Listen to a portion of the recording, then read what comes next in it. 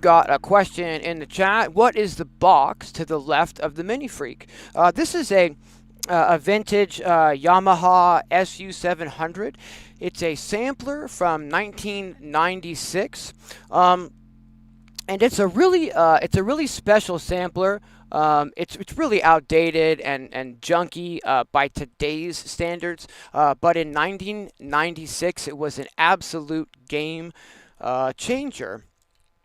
I was working at the time uh, with a really big home studio, and a friend and I were bandmates and roommating together, and we had, excuse me, 17 pieces of hardware at the time, being controlled by a vintage Roland MC50 hardware sequencer. And the hardware sequencer was so limited that we could basically get like 8 tracks of like 4-bar or 8-bar loops going and then just sort of mute them on and off. We couldn't really do much more than that with the gear. And at that time, we had stuff like, like synthesizers, like, junky old synthesizers and romplers and stuff. Had some electribes and stuff, but no main, like, centerpiece, really, of that studio. It was just that sequencer, the Roland MC 505 MK2 or whatever. MC50, excuse me, I'm overdoing the 505 there. But this changed the game back then. And what it is it is 4 banks of these pads here, okay? And you've got some loop pads where you can assign some loops to, and it will stretch these loops to tempo. Then you've got some composed loop pads, which means that you can compose some loops with some samples. So you can put like your own kick drum on a pad, your own snare drum on a pad, right? So you could have loops on these 2 pads, but individual sounds on these 4 pads. And then you've got another set of 4 pads, which are free pads, which you can assign samples to, and then you can play those samples in real time. And you've got 4 banks, so each bank 1, has different sounds on those pads. Bank 2 has different sounds on those pads.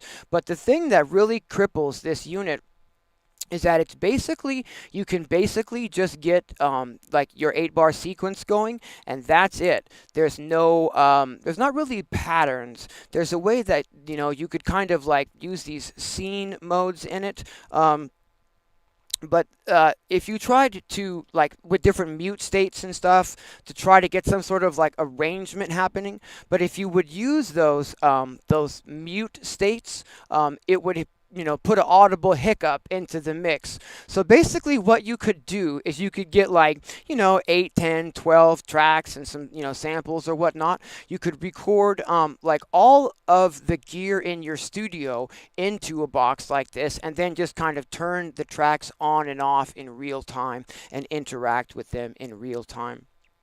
The real benefit to a box like this is that every single pad has its own EQ settings per channel, so you can actually start mixing in the box for the first time, and then it will remember those settings. I don't know if you guys are familiar with like the differences between using a hardware studio and between using like a DAW like Ableton or something. But with Ableton, you could have 20 tracks going on at the same time, and you just load it up and it's going to remember all your settings, all that kind of stuff.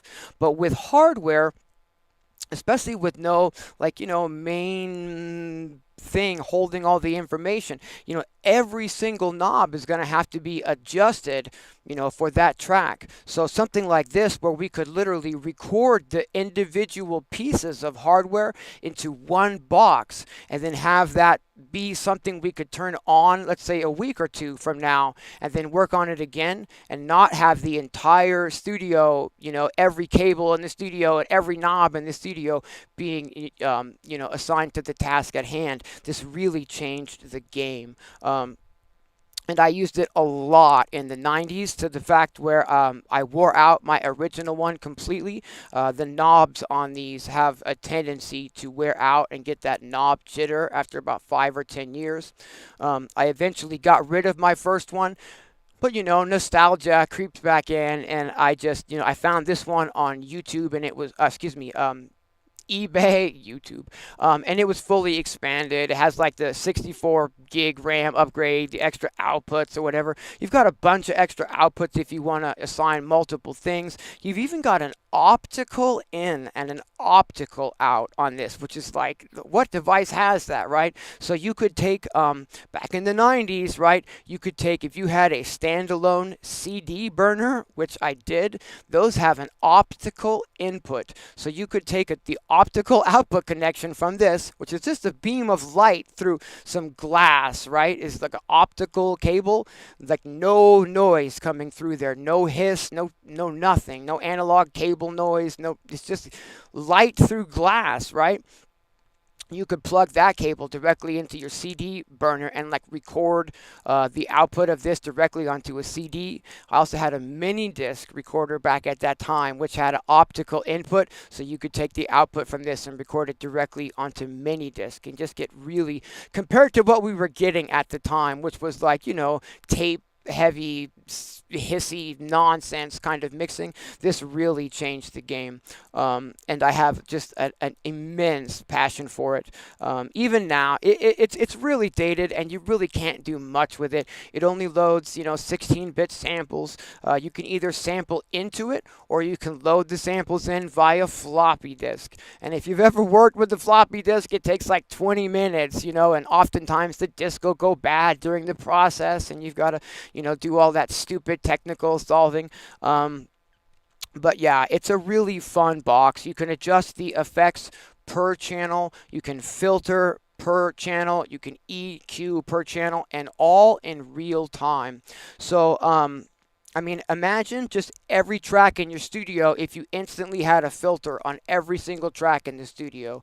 That's basically like what it sort of, you know, gives you. So even though you're not doing a lot of different patterns and stuff, you can really do a lot of sonic shaping with this box. I don't recommend, you know, going out and trying to pick this up today.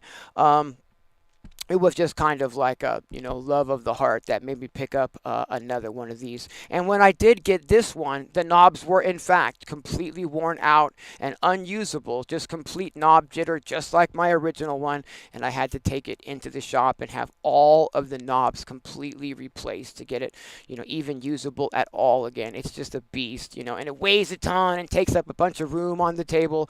And you could, you know, just use a Digitact or anything smaller, an iPad, I mean, anything.